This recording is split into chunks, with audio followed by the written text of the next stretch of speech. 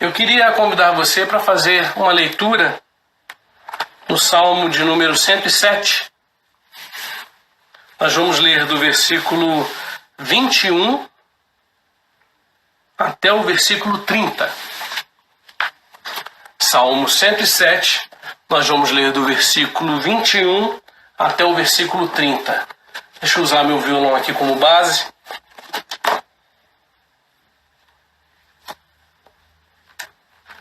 Quem achou, dá um joinha. O joinha aqui substitui o amém.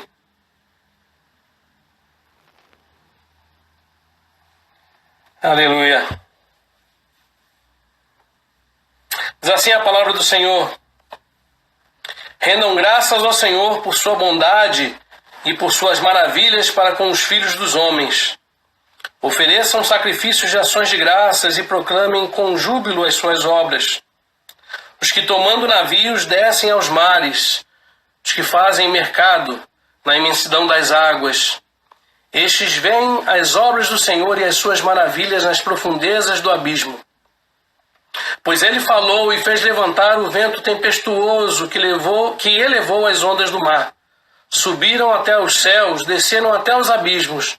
No meio destas angústias, desfalecia-lhes a alma. Andaram e cambalearam como bêbados, e perderam todo o tino, toda a razão. Então, na sua angústia, clamaram ao Senhor, e ele os livrou das suas tribulações. Fez cessar a tormenta, e as ondas se acalmaram. Então se alegraram com a bonança, e assim os levou ao desejado porto.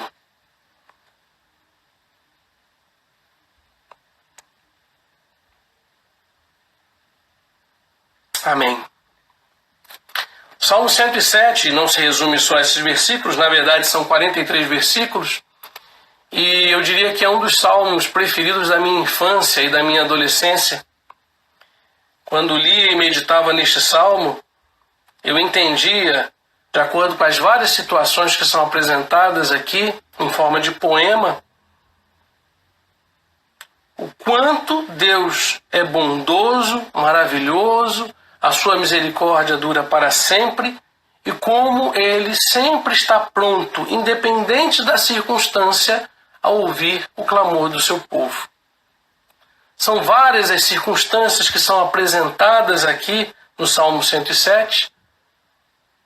Essa poesia apresenta momentos diferentes através de pequenos trechos que se encerram sempre com uma pequena história, e sempre a lógica desses pequenos trechos apresentam que, não importando a circunstância, a tribulação, nós clamamos ao Senhor, Ele nos socorre, e por isso nós damos graça pela sua benignidade. É como se fosse um ciclo, como se fosse algo que se repete. O vídeo foi pausado, acho que está retornando. Assim como se repetem as dificuldades, as angústias, as tempestades nas nossas vidas, assim também o Senhor se levanta, ouve a nossa oração, manifesta o seu poder, e por isso nós damos graça a Ele. Nesse pequeno trecho que nós lemos, que fala de homens que estão acostumados a fazer mercado ou fazer tráfico, como diz algumas traduções, são mercadores, são viajantes. Esses homens passaram por uma situação de tribulação no mar. E esse pequeno trecho que eu li agora me fez lembrar um outro trecho que eu quero compartilhar com vocês hoje, sobre o qual eu quero meditar, que está em Marcos, no capítulo 4, do versículo 37 ao 41, que narra um episódio nos evangelhos. Para quem está acompanhando as nossas aulas de escola dominical, escola bíblica dominical, aqui é um texto que se repete, um episódio que se repete nos 3 evangelhos sinóticos, vocês vão lembrar disso. E em Marcos 4, do versículo 35 ao 41, narra uma situação em que Jesus, segundo o que está aqui no título colocado pelo editor ou pelo tradutor, Jesus acalma uma tempestade. O contexto aqui nos é muito familiar do ponto de vista da vida, do mar da vida, das tribulações que vêm sobre nós no mar desta vida. do nosso barquinho navegando pelo mar. Este episódio aqui nos é muito familiar. Mas especificamente nesse contexto, Jesus trabalhou o dia inteiro, Jesus pregou, Jesus curou, e ao final do dia, já sendo tarde, ele resolve então convidar os seus discípulos e diz para os seus discípulos que devem passar para o outro lado do lago de Genezaré ou do Mar da Galileia. Para que vocês tenham uma ideia, o Mar da Galileia ele não é tão grande assim, embora o nome seja mar, mas ele tem 14 quilômetros de largura por 21 quilômetros, 21 quilômetros de extensão, mais ou menos isso. Então, embora seja grande, mas não é tão grande assim para se formar uma tempestade. O problema, ou a questão principal aqui, é que a posição geográfica do Mar da Galileia é muito propícia para tempestades, porque, segundo consta, ele está numa situação ali abaixo do nível do mar, um pouco abaixo do nível do mar, e cercado de montanhas, e o calor ali é muito intenso, ao mesmo tempo que os ventos frios que vêm das montanhas entram em choque com o calor do mar ali, da umidade daquele lago, e rapidamente se formam turbilhões e tempestades, e segundo consta, as ondas no Mar da Galileia, embora ele seja relativamente pequeno, podem chegar a 2, 3 metros de altura. É difícil imaginar isso num lago. A gente sempre pensa num lago como uma situação bem parada, de águas tranquilas. No caso especificamente do Mar da Galileia, não. Se formam tempestades com muita facilidade. E é esta situação que acaba ocorrendo aqui nesta noite. Esta noite que está sendo narrada. Os discípulos estão indo para o outro lado, navegando cerca de 14, 15 quilômetros, e são apanhados por uma grande tempestade. E é curioso imaginar que mesmo diante dessa tremenda tempestade, onde os discípulos, navegadores experientes, alguns pescadores experientes, chegaram a imaginar que iriam morrer, que iriam perecer. É difícil a gente imaginar que Jesus estivesse dormindo dentro do barco. Isso mostra um pouco da humanidade de Jesus, de estar cansado, de ter trabalhado o dia inteiro, mas nos sugere também que Jesus estava plenamente confiante de que os propósitos de Deus iriam se cumprir, nenhum deles ia se frustrar. Então ele podia dormir tranquilo. Nesse aspecto da humanidade de Jesus, nós temos a aprender que devemos ter confiança no controle absoluto do Senhor. Jesus tinha essa confiança. E Jesus exercia essa tranquilidade, essa paz. E nos demonstra isso pelo fato de estar simplesmente dormindo. Ainda que estejamos muito cansados quando somos apanhados por tribulações, tempestades, muitos de nós perdemos o sono. Esta semana eu tive uma experiência assim, diante de tantas notícias difíceis, um cenário tão complicado. Confesso a vocês que um dia desta semana eu perdi o sono. Embora estivesse cansado, embora estivesse com sono, eu perdi totalmente o sono e fiquei acordado alta madrugada. E naquele momento os discípulos desesperados, Jesus dormia e aí eles, de maneira angustiada, de maneira atribulada, acordam Jesus. E Jesus, depois de dar-lhes uma lição quanto à sua pouca fé, manda que as águas cessem o seu bramido, que o vento cesse a sua fúria, que o mar se acalme, que o tempo volte ao normal. E ficam os discípulos perguntando, quem é esse? Nas tribulações, e talvez seja a grande lição que aprendemos do Senhor nas tribulações, é que Ele quer se revelar a nós. Ele quer mostrar o seu poder, o seu caráter, a sua identidade a nós, a pura revelação do Senhor, através também das nossas dificuldades, dos nossos problemas. Mas sobre esse episódio bem conhecido, eu quero levantar 3 reflexões, 3 lições, dentre as várias possíveis nesta noite. A primeira é que mesmo estando Jesus no barco, no nosso barco, no mar desta vida, nós vamos passar por tempestades. Como eu falei, o mar da Galileia, ele era, de certa forma, por sua posição geográfica, por causa da meteorologia, as condições meteorológicas do local, ele era propenso à tempestade. Assim é o mundo em que vivemos. Assim é a nossa vida. Estamos no mundo, não somos do mundo, mas estamos sujeitos a passar pelas tempestades deste mundo. Quando Jesus dá o exemplo, e eu sempre gosto de citar isso, da casa firmada sobre a rocha e da casa construída sobre a areia, o trecho que antecede as duas situações que diferenciam as duas casas é exatamente o mesmo. Sim, a tempestade, o vento forte, a chuva, vem sobre todos, tanto aqueles que estão com as suas casas montadas na areia e os que estão com as suas casas montadas e edificadas sobre a rocha. Cristo no nosso barco, no nosso rumo, na nossa vida, não nos protege ou não nos exime de tempestades. Elas vão acontecer. E talvez essa seja a primeira lição que devemos aprender.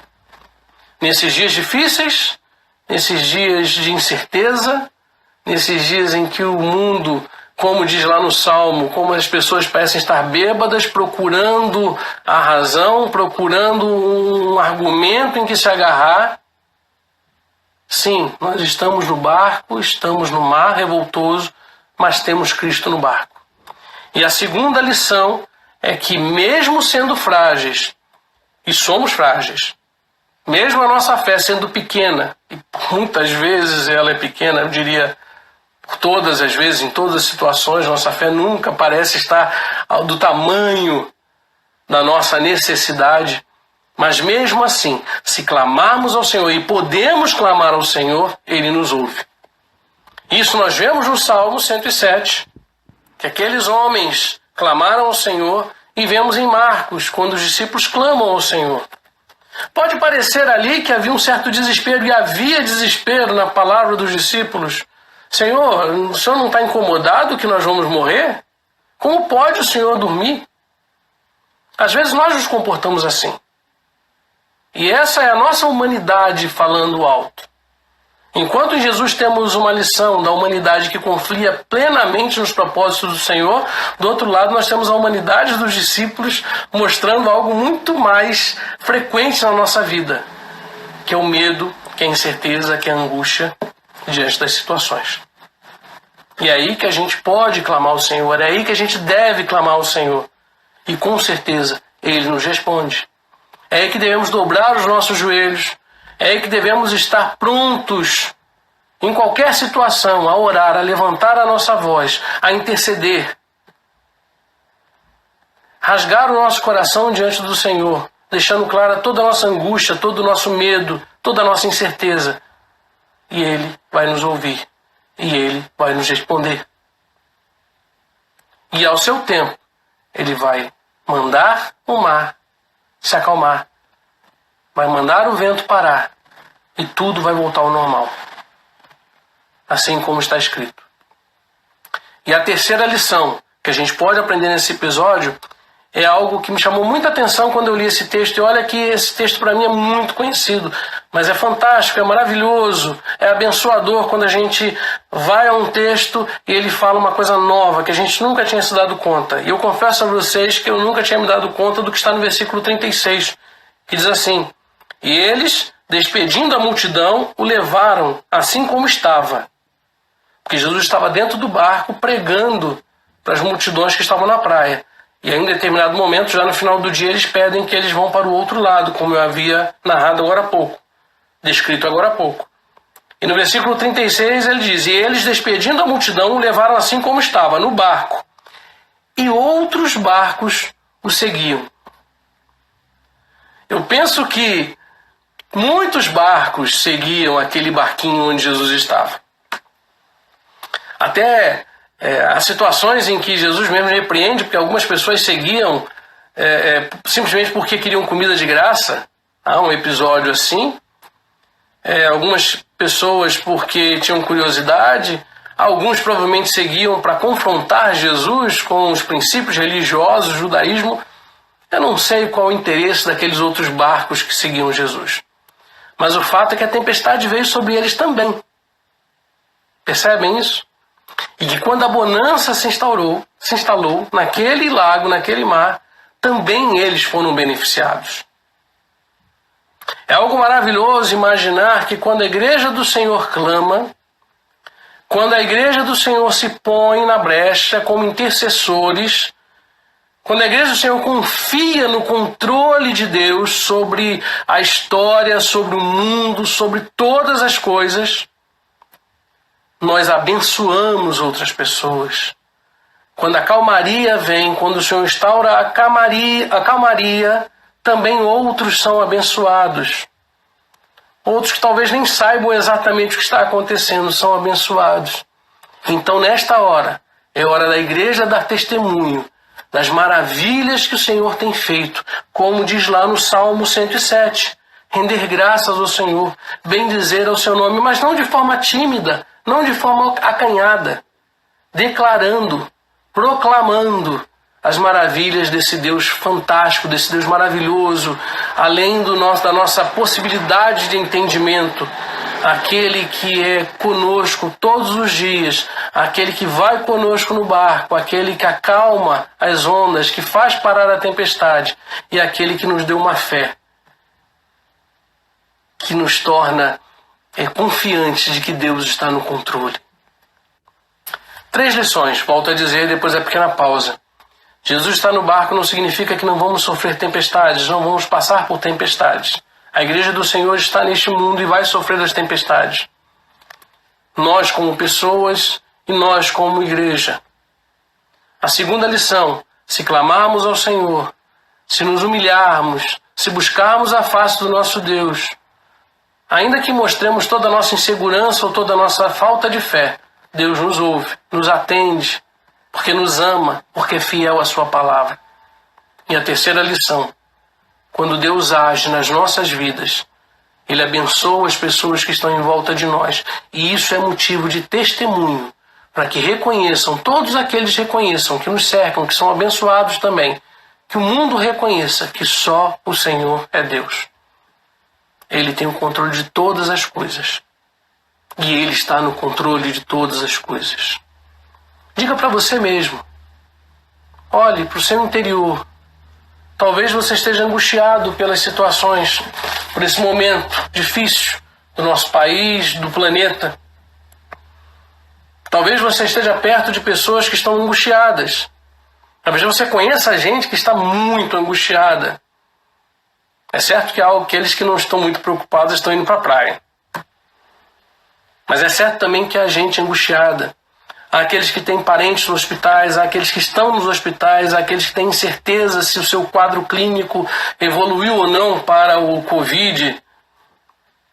Não importa, nós estamos cercados de uma situação de tribulação, de tempestade.